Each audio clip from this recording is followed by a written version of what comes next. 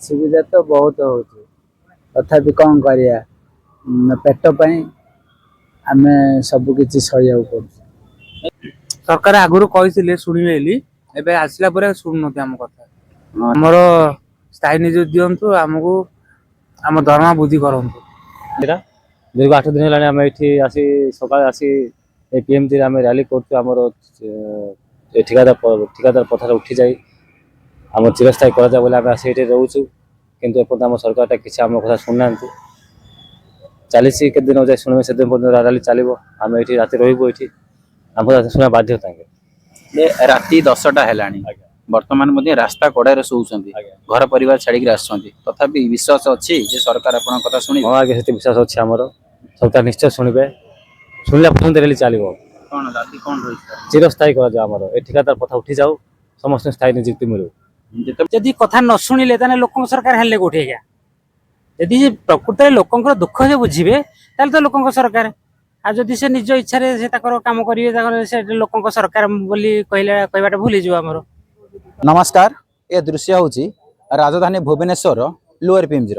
गोटे पटे master canteen आउ गोटे पटे विधानसभा और से विधानसभा सम्मुख में दीर्घ 8 दिन हो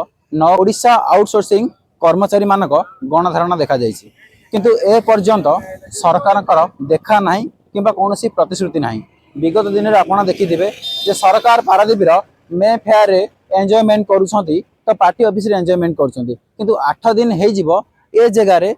विपदकालीन भाव में राजरास्तार शोचती टाण खरारे गर्जन करुँच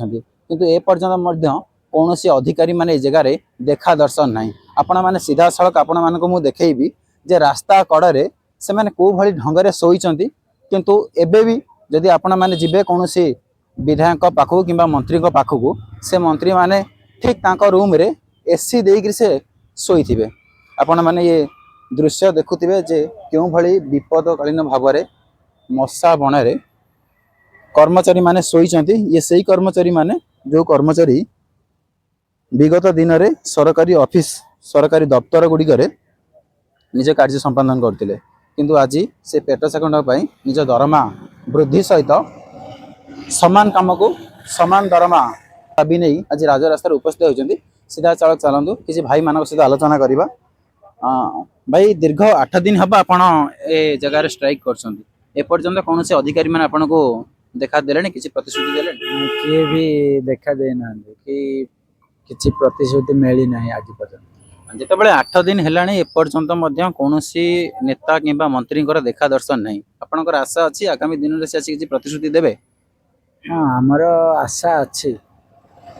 काली देवे बोली आमर बहुत आशा अच्छी।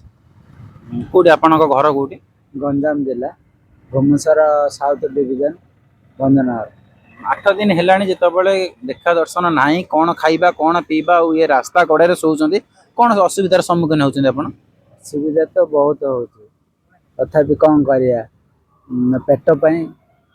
आमे सब किछि सहिया पड़छ। आपण आम देखु 8 दिन है कर्मचारी माने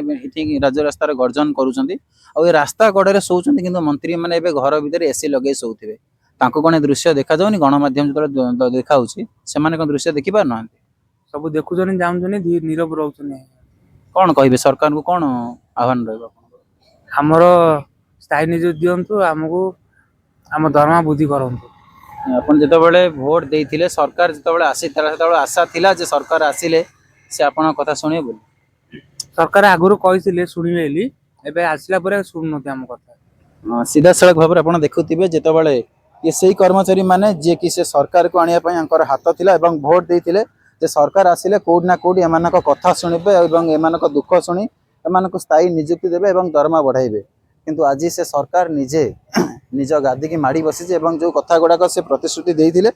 शुणे ना सीधा सड़क भाव में देखिए आउ किसी भाई आम पाखे अच्छा भाई दीर्घ 8 दिन है शोचती किंतु सरकार आपको कथा शुणुनी आज्ञा आप ठीक कथा से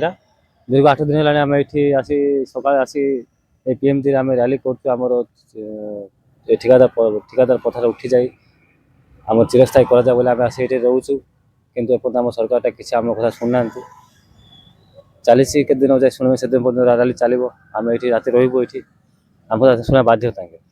ଯେ ରାତି 10ଟା ହେଲାଣି ଆଜ୍ଞା। ବର୍ତ୍ତମାନ ମଧ୍ୟ ରାସ୍ତା କଡ଼ରେ ଶୋଉଛନ୍ତି ଆଜ୍ଞା। ଘର ପରିବାର ଛାଡ଼ିକି ଆସୁଛନ୍ତି ତଥାପି ବିଶ୍ୱାସ ଅଛି ଯେ ସରକାର ଆପଣଙ୍କ କଥା ଶୁଣିବେ ହଁ ଆଜ୍ଞା ସେତିକି ବିଶ୍ୱାସ ଅଛି ଆମର ସରକାର ନିଶ୍ଚୟ ଶୁଣିବେ ଶୁଣିଲା ପର୍ଯ୍ୟନ୍ତ ରେଲି ଚାଲିବ କ'ଣ ରାତି କ'ଣ ରହିଛି ଚିରସ୍ଥାୟୀ କରାଯାଉ ଆମର ଏ ଠିକାଦାର ପ୍ରଥା ଉଠିଯାଉ ସମସ୍ତଙ୍କୁ ସ୍ଥାୟୀ ନିଯୁକ୍ତି ମିଳୁ। ଯେତେବେଳେ ଭାଇ 8 ଦିନ ହେଲାଣି ସରକାର ଏପର୍ଯ୍ୟନ୍ତ ମଧ୍ୟ ଶୁଣୁନାହାନ୍ତି କିମ୍ବା ଏ ସ୍ଥାନକୁ ଆସୁନାହାନ୍ତି ଆପଣଙ୍କର ବିଶ୍ୱାସ ଅଛି ଯେ ସରକାର ଆସନ୍ତା ଆଗାମୀ ଦିନରେ ଆସିବେ ଆପଣଙ୍କ କଥା ଶୁଣିବେ ସେଇଟା ତ ଆମର ଫୁଲ୍ ଭରସା ଅଛି ଶୁଣିବା ବୋଲି। ଯେ 8 ଦିନ ହେଲାଣି ଯେତେବେଳେ ସରକାର ଆସିପାରୁନାହାନ୍ତି ଆପଣଙ୍କର ଭରସା ରହୁଛି ସରକାର ଆସିବେ ଆପଣଙ୍କ କଥା ଶୁଣିବେ ସେଇଟା ଆସ୍ତେ ଆସ୍ତେ ଯାହା ପଦକ୍ଷେପ ନେବେ ଆଉ। ଏବେ ମଧ୍ୟ କିଛି କର୍ମଚାରୀ ମାନଙ୍କର ଭରସା ଅଛି ଆଶା ଅଛି ଯେ ସରକାର ଆସିବେ ଆଉ ଏ କର୍ମଚାରୀ ମାନଙ୍କ କଥା ଶୁଣିବେ। ଭାଇ ଆପଣ 8 ଦିନ ହେଲାଣି ଏ ଜାଗାରେ ବସିଛନ୍ତି କିନ୍ତୁ ସରକାର ପାରାଦୀପ ମେ ଫେୟାରରେ ନିଜେ ଏନ୍ଜୟ କରୁଛନ୍ତି ଏବଂ ନିଜ ସଂଗଠନକୁ କୋଉ ଭଳିଆ ସୁଦୃଢ଼ କରିବେ ସେ ପ୍ରତି ସେମାନେ କାର୍ଯ୍ୟ କରୁଛନ୍ତି ଫିର ବି ଆପଣ ରାସ୍ତା କଡ଼ରେ ମଶାରେ ଶୋଉଛନ୍ତି କ'ଣ କହିବେ ସରକାର କ'ଣ କହିବୁ ଆଜ୍ଞା ଆମର ତ ସେ ଦୁଃଖ ପଡ଼ିଛି ବୋଲି ଶୋଚୁ ଆସିକି ଆଉ ତ ଆଶା ଅଛି ସାର୍ ଏଇ ଯୋଉ ସରକାର ନିହାତି ଶୁଣିବେ ଆମ ଦୁଃଖ ବୋଲି। କ'ଣ ଆହ୍ୱାନ କ'ଣ ରହିବ ଆଗାମୀ ଦିନରେ ସରକାରକୁ କ'ଣ ଆପଣଙ୍କ ଆଶା ରହିବ ଆଗାମୀ ଦିନରେ ତ ଆଉ କ'ଣ ରହିବ ଆମର ଏଇ ଯୋଉ ସ୍ୱଳ୍ପ ଦରମା ଭିତରେ ଆମର ଘର ସଂସାର ଚଳିବା କଷ୍ଟ ହେଉଛି ତାପରେ କ'ଣ ଆମର ଟିକେ ମାନେ ରେଗୁଲାର ତା ପାଇଁ ଆମେ ଚାହୁଁଛୁ। ଦୀର୍ଘ 8 ଦିନ ହେଲାଣି ଘର କେମିତି ଚଳୁଥିବ ସେ ପ୍ରତି କିଛି ଭାବନା ଅଛି ନା ଏପର୍ଯ୍ୟନ୍ତ ନାହିଁ କିଛି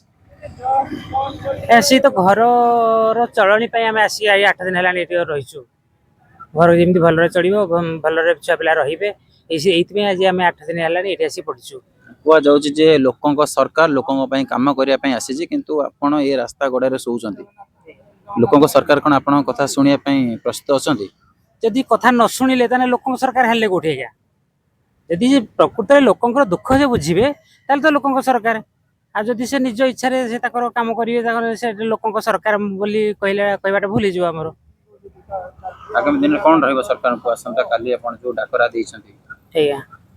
ଦେଖିବା ଆସନ୍ତା କାଲି ଆମେ ତ ଭାବୁଛୁ ନିହାତି ସାର୍ ଆମକୁ ଡାକିକି କିଛି ଗୋଟେ ସମାଧାନର ବାଟ କରିବେ ବୋଲି। ଏପର୍ଯ୍ୟନ୍ତ କୌଣସି ଅଧିକାରୀ ମାନେ କିମ୍ବା ନେତା ମନ୍ତ୍ରୀ ଆସି ଆପଣଙ୍କୁ ଦେଖା କଲେଣି ନା ସରକାରୀ ଆମର ଯୋଉ ସରକାରୀ ଯୋଉ ଶାସନରେ ଅଛନ୍ତି ତାଙ୍କ ପାଖରୁ କେହି ଆସିନାହାନ୍ତି ଅଧିକାରୀ ଆସିନାହାନ୍ତି ନା ପର୍ଯ୍ୟନ୍ତ ନା 8 ଦିନ ହେଇଗଲାଣି ଆସିନାହାନ୍ତି କିନ୍ତୁ ପୁଣି ବି ଆପଣଙ୍କର ଭରସା ରହୁଛି ଯେ ଆସିବେ ଏ ଜାଗାକୁ ହଁ ନିହାତି ଗୋଟେ ଆଶା ଭରସା ରହୁଛି। ସିଧାସଳଖ ଆପଣ ଦେଖୁଥିଲେ ଯେ ଦୀର୍ଘ 8 ଦିନ ହେବ ଏପର୍ଯ୍ୟନ୍ତ ମଧ୍ୟ କୌଣସି ନେତା କିମ୍ବା ବିଧାୟକ ମାନଙ୍କର ଦେଖା ନାହିଁ ଫିର ବି ଏ ଆଉଟସୋର୍ସିଂ କର୍ମଚାରୀ ମାନଙ୍କ ମନରେ ଅଛି ଯେ ସରକାର ନିହାତି ଭାବରେ ତାଙ୍କ ପାଖକୁ ଆସିବେ ଆଉ ତାଙ୍କ ଆଶା ଏବଂ ବିଶ୍ୱାସ ରଖିବେ। ଭୁବନେଶ୍ୱର କ୍ୟାମେରା ପର୍ସନ ବିଶ୍ୱଜିତଙ୍କ ସହିତ ମୁଁ ସମର ଓଡ଼ିଶା ଖବର।